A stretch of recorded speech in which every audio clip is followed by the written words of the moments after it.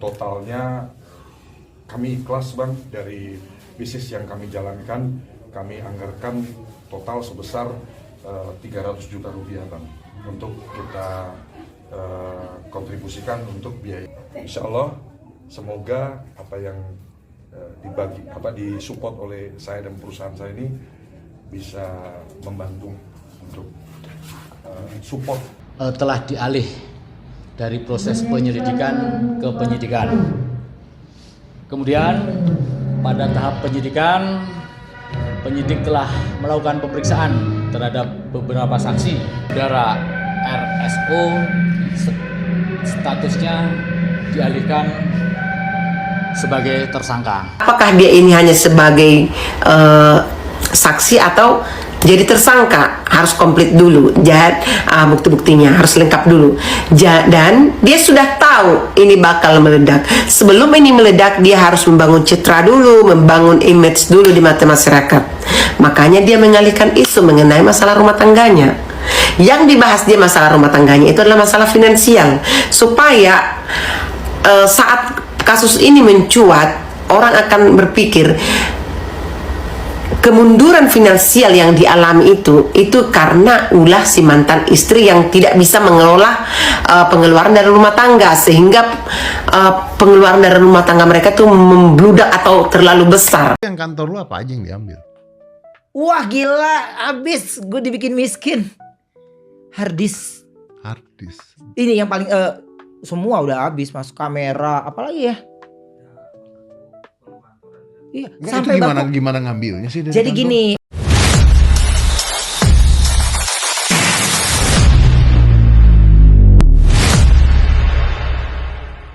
Guys, Kak Ruben Onsu sudah klarifikasi soal dugaan kasus penipuan dan penggelapan dana ya guys ya. Sebenarnya Kak Ruben Onsu ini tuh bukan diem aja guys, tapi dia tuh sedang mencari bukti-bukti gitu. Dan juga Kak Ruben Onsu sudah melakukan tabayun guys sebenarnya, tapi belum menemukan titik temu lah gitu. Dan juga Kak Ruben Onsu tuh mencoba menghubungi orang-orang yang pernah bekerja dengan beliau gitu guys. Ya kita doain aja ya guys ya, semoga kasus ini tuh nggak sampai Kak Ruben Onsu tuh di penjara, please no. Nggak boleh guys. Dan jujur ya guys ya, gue ngeliat Kak Ruben Onsu kayak kuat banget anjir. Kayak kata gue kayak gila, masalah nggak beres-beres gitu, tak tuk gitu. Tapi dia tuh kayak tabah aja gitu, kayak ya udah gitu guys. Gue kalau misalnya jadi Kak Ruben Onsu gitu, gue udah gila kali, gue udah capek banget itu guys, sumpah. Kita doain aja ya guys ya, yang terbaik untuk Kak Ruben Onsu. Semoga apapun masalahnya tuh beres cepet dah gitu ya guys ya, biar tenang, tentram gitu ya guys ya. Apalagi yang masalah soal anak itu mudah-mudahan cepet beres lah gitu. Ruben Onsu itu dinyatakan jadi sebagai tersangka kasus penipuan penggelapan investasi. Menurut kalian nih ya, kalian yang dulunya ngebela Ruben Onsu, kalian merasanya gimana sih?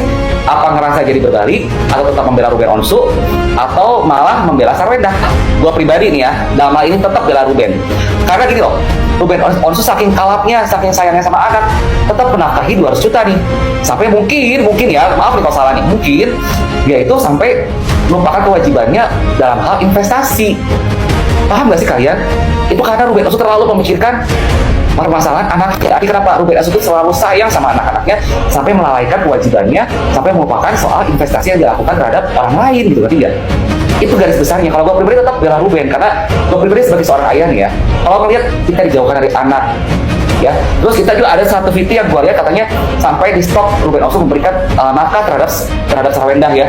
Itu bukan karena tidak Ruben Onsu men-stop nafkah terhadap Sarwendah 2 juta itu selama beberapa bulan, memang salah ya.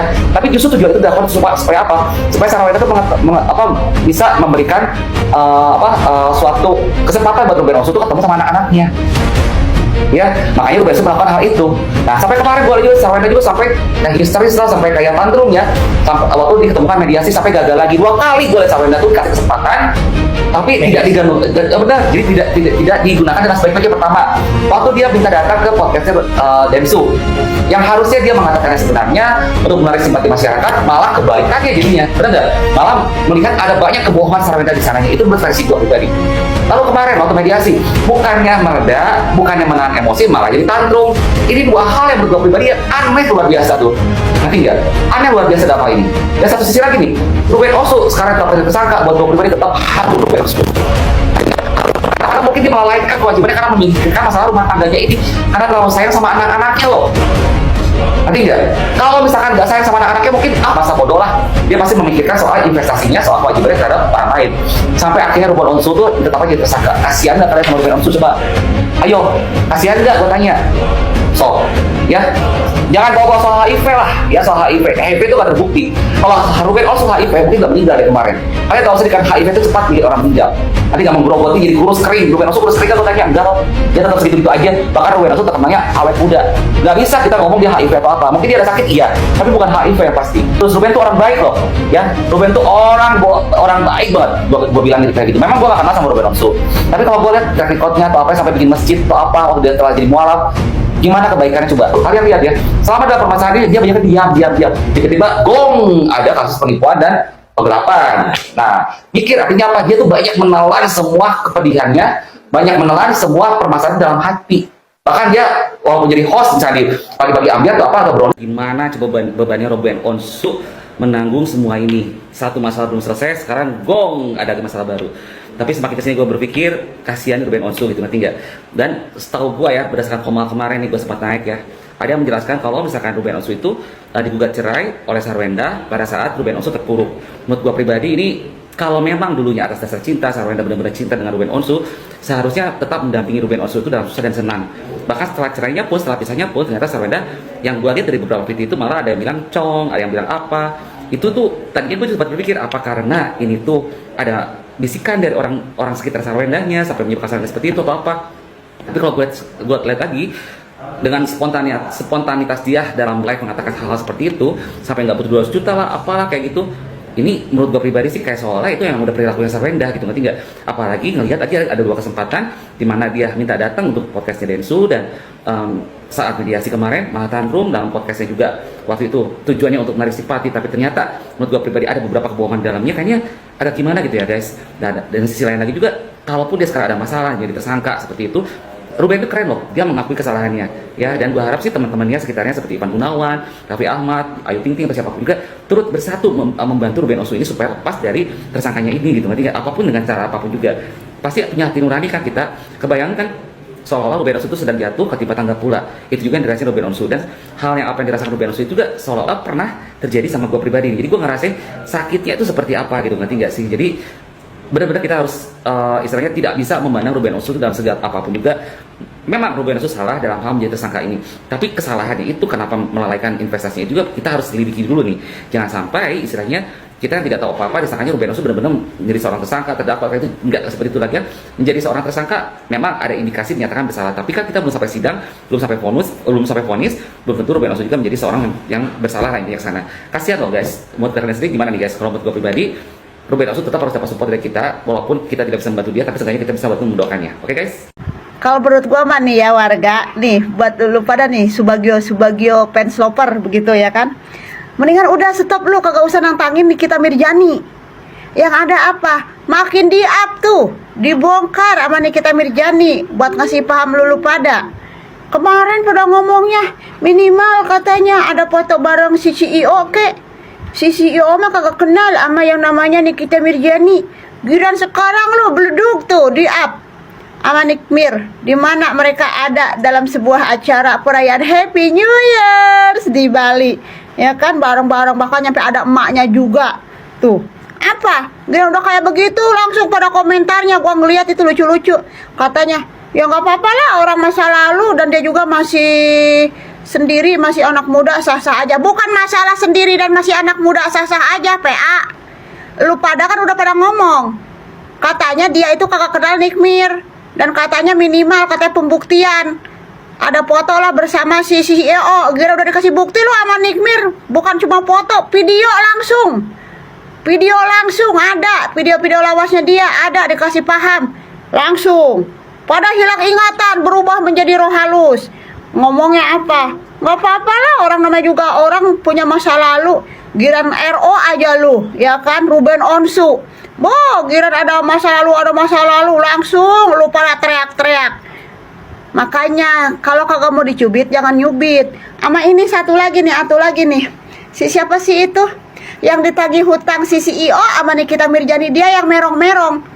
merong-merong mulu, marah-marah, ya kan? Kocak. Lah wajar lah, Nikmir nagih hutang sama CEO. Lah ngapa lu jadi yang merong-merong? Yang kalau kata kemarin kata Nyai mah katanya yang lubang hidungnya 3. Itu dia marah-marah. Nyampe ngomong mau bongkar-bongkaran. Lu pada rombongan Subagio CS ya kan, dikit-dikit bongkar-bongkar. 1, 2, 3, 4, 5 mau bongkar-bongkar apaan? Ya kan, tiba ngancem-ngancem doang. Udah deh, lu ngatain sama Nikmir, stop, jangan ikut campur, stop. Lalu sendiri lu siapa ikut campur? Lah Nikmir mah bukan ikut campur lah, dia mah nagih utang. Ya kan, nagih utang, bukan ikut campur terkait urusan si Ruben sama si Nyonya begitu, tapi dia mah nagih utang sama si CEO. Kocak ini nih, ya kan? Jangan pada berterbangan dah pemikirannya. Ya, dikasih fakta langsung ngeles lagi kayak bajai DKI lu. Udah, bye. Ternyata aku tuh Cimama baru nonton itu loh, video yang si Kim Macan itu kan. Terus aku dengar ceritanya kalau ternyata si Ratu S itu katanya udah ada perjanjian yang menyeramkan itu, dan ternyata yang ngasih referensi dia untuk buat perjanjian setan itu sama dikenalin sama adeknya mantan suaminya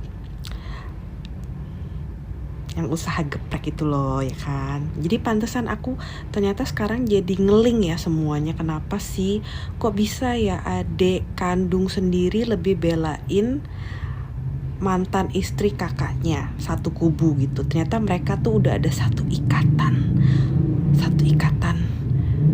setan, guys. My God, semakin seru ya drama ini. Oh, masih inget gak ya beberapa bulan yang lalu, khusus tahun 2024 ya, lupa saya, ada seorang kakek yang menikahi seorang gadis di Pacitan dengan mahar cek 1 miliar. Ya, pada saat itu sehingga heboh kan di jagat dunia maya, dan akhirnya polisi menjadi mencurigai karena ini bisa mengeluarkan cek segitu itu dari mana gitu. Apalagi itu kan terjadi di sebuah perdesaan di Pacitan sana. Nah, dan si Lidek punya Lidek telah diselidiki, ternyata ceknya itu adalah cek kosong.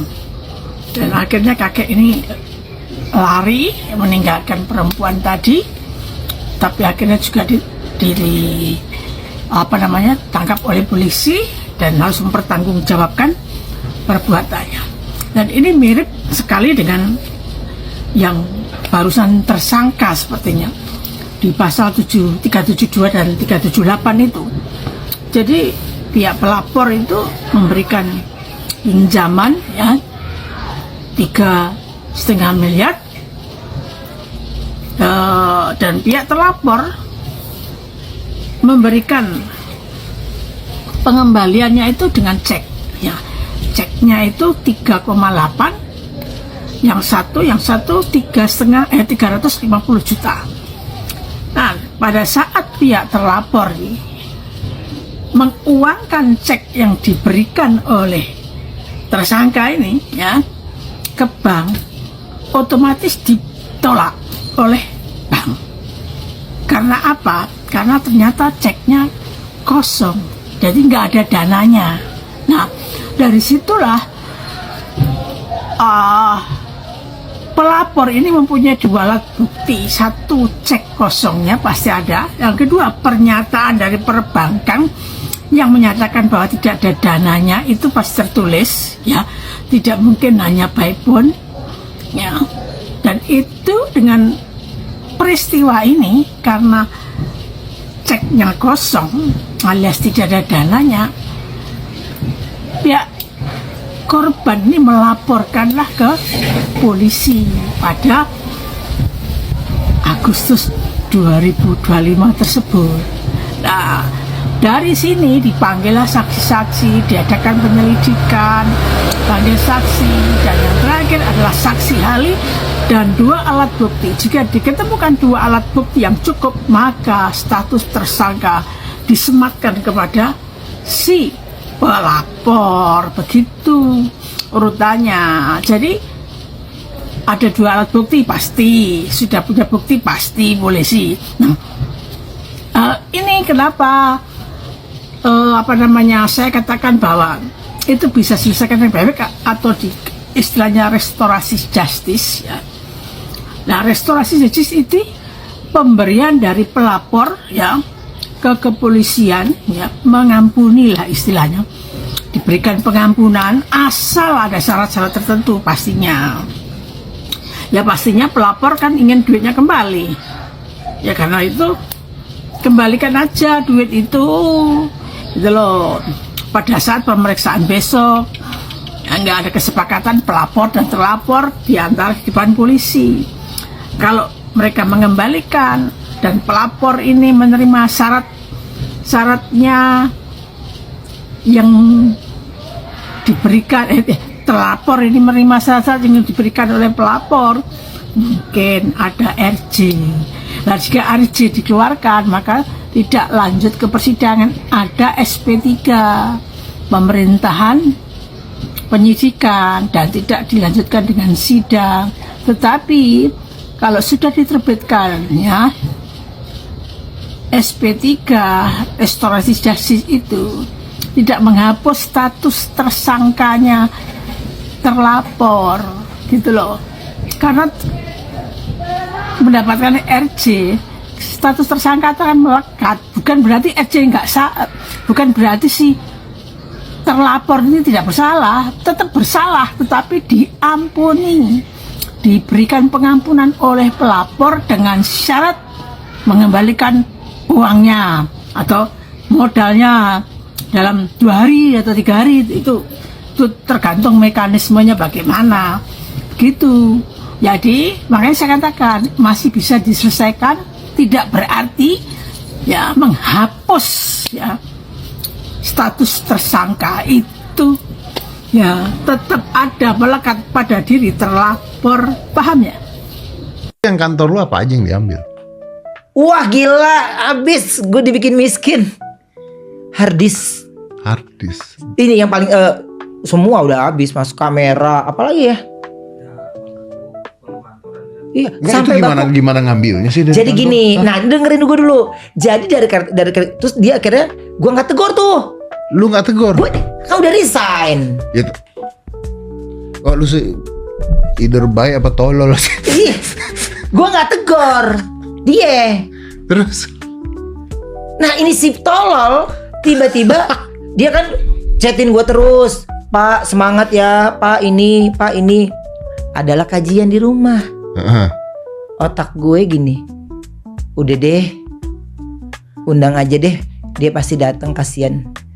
Mas, gue bilang. Sementara di kerjaan barunya dia dipecat kan. Ya, gua jadi dia ngasih tahu dia nganggur. Oke. Ya kan, dalam hati gue, ngapain lu ke gue? Gue cuma mulut doang nih. Ngapain lu ke gue? Tapi lu undang. Iya, tolol kan? Ya, terus. Gue bilang, terus akhirnya itu kejutan juga buat karyawan yang lain.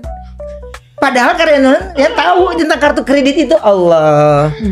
Terus gue undang karena menurut gue gini, Mas, semua orang itu kita harus kasih kesempatan untuk berubah. Gue kasih kesempatan untuk berubah.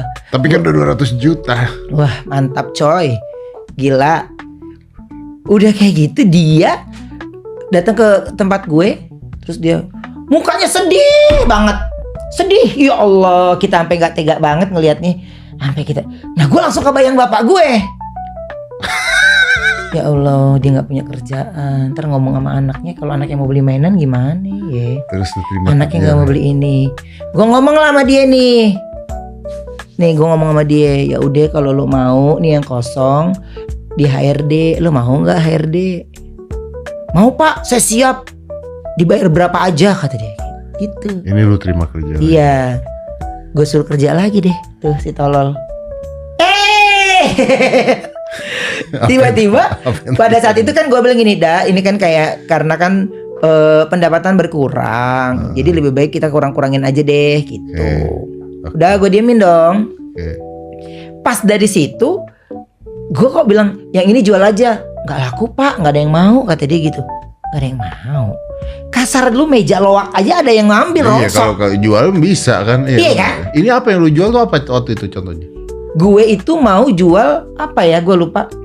Oh, ada kamera. Ya oke lah. Itu apalah. ada kamera gitu. Nah, terus? Tapi gue nggak cuma jual 2 kan, gue punya 8. SDM juga udah berkurang. Nggak kepake juga Nggak nih. kepake juga sayang. Bener. Pikiran gue Bisa ambil. buat gaji tuh. Nah itu, Iya, bener, itu bener, nyambung. bener. Maksud gue ambil deh, bayar dulu buat gaji Iya benar. ke situ. Ini otak kita aja lagi ada masalah, tapi kita Mikirin masih orang mikirin lain, perut kan? orang. Iya, benar. Tapi karena itu karyawan wajib, Iya. ya, Iya. kita suruh lah. Jual. Iya. Pokoknya dia nggak ada kabar. Gue bilang, dah ini karyawan udah pada nagih loh. Ya ini nggak ada kabar. Terus dia ngomong lagi. Ini karyawan gue nih. Enggak, emang belum ada pak. Gue bingung deh. Kalau gue nggak jual, gue gimana caranya? Ini kesalahan gue juga salah satu adalah gue pakai uang gue terus loh. Iya. Gue bilang udah kita sekarang emang semua perusahaan juga lagi ngurangin kok. Iya. Nggak apa-apa, gue bilang gitu. Kalau nanti kita ada bagus lagi, kita Iya, panggil kita, lagi. iya. Gitu, gue bilang gitu dong. Nggak ada. Ada satu ketika, pokoknya gue ngerasa gini, mendingan gue kamera gue semua gue taruh sini ah. Oke. Orang gue udah nggak kemana-mana lagi kok. Oke. Ya, jadi gue kalau ada apa-apa ngambil kamera di sini, nggak usah ke kantor, begitu. Lama gue suruh datang. Ternyata. Jarak kantor gue kan Lebak Bulus, deket banget ke rumah gue. Ternyata. Lama banget. Akhirnya ngomong lah satu karyawan. Nggak ada ya kameranya. Pak, maaf, sebenarnya kondisi kantor itu udah hampir setengah kosong. Hah? Gimana? Setengah kosong gimana? Gue bilang begitu. Jadi dijual semua. Iya. Dan dia bawa penjualnya sampai nginep-nginep di kantor. Pakai mobil box coy. Wah gila.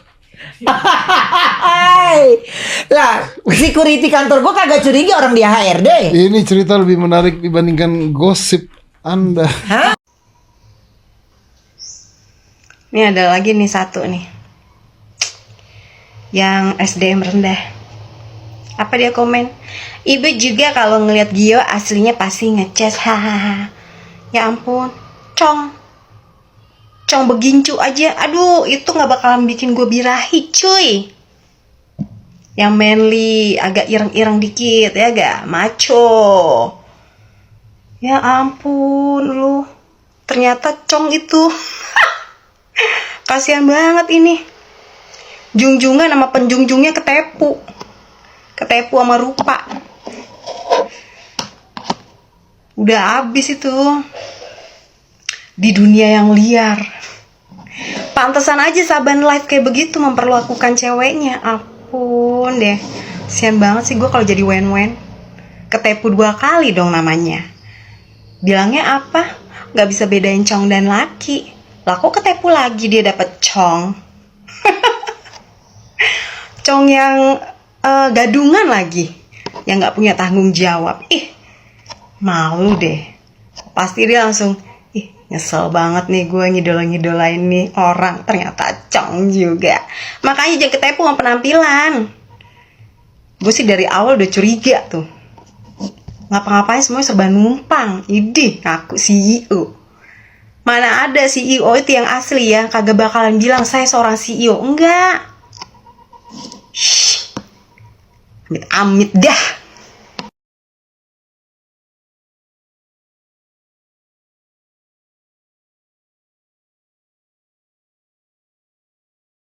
Iya ada buktinya ya, si Papi Ceratudin Petat pernah pesta bareng ya sama Marijan di Bali. Dulu udah berusaha banget ya masuk sosialite orang-orang elit supaya diakui ya. Masuk nimbrung di kelompoknya si Marijan. Pantesan aja si Marijan dikenalin kan sama temen congnya. Ini saya temen gue, kucing Anggora. Oh iya, oke. Gitu. Ketika lo bermasalah, karena lo udah berusaha nimbrung kan, untuk masuk sosialite kelompoknya Ring 1 Marijan, dia berbelas kasihan. Dan itu pun karena pengertian sih, dikasih pengertian sama temen congnya. Yaudah kasihannya say, dia itu kan cong juga, kucing Anggora. Bantu dong say, dia mau ditangkap oleh lah gara-gara Sinte itu. Ya sudahlah, 200 juta ya, tapi yang ngerasa ya. Jadi buktinya, mana kalian? Penggemar Papi Pio Udin Petot, mana? Oh, dia fitnah. Kan gak pernah kenal itu si Marijan. Tuh buktinya. Ngapain sih Papi Tot di sini? Udin Petot. Ya pasti kan dia berusaha untuk pansos dulu. Mendekati janda. Janda garing. Tapi sekarang janda garingnya perlu uang. Balikin tuh utang-utangnya. Dulu kan lo pernah nebeng kan? Minum gratis lo. Di pestanya Marijan. Minum gratis kan? Lo bayar, siapa yang bayar? Marijan. Marijan kan tos.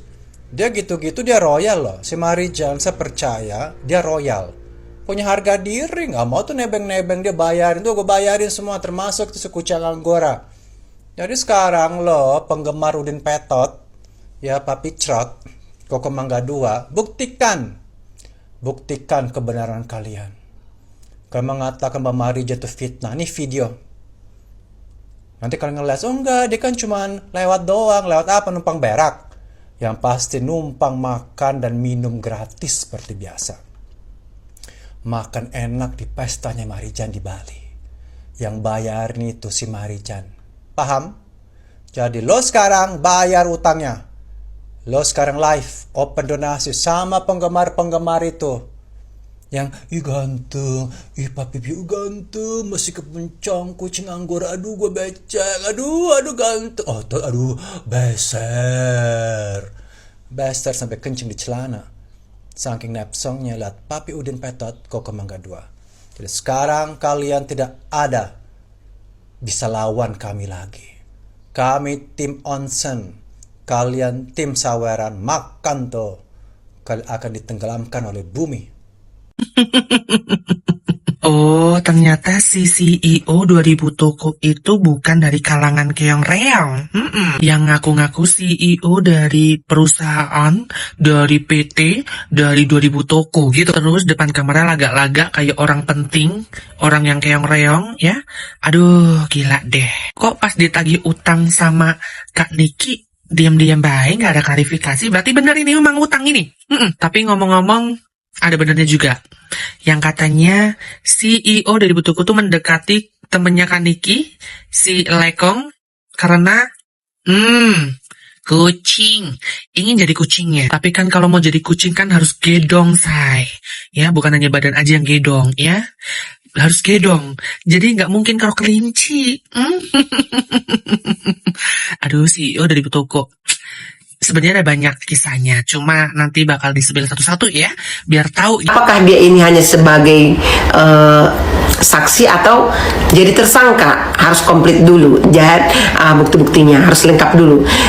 Dan dia sudah tahu ini bakal meledak. Sebelum ini meledak, dia harus membangun citra dulu, membangun image dulu di mata masyarakat. Makanya dia mengalihkan isu mengenai masalah rumah tangganya.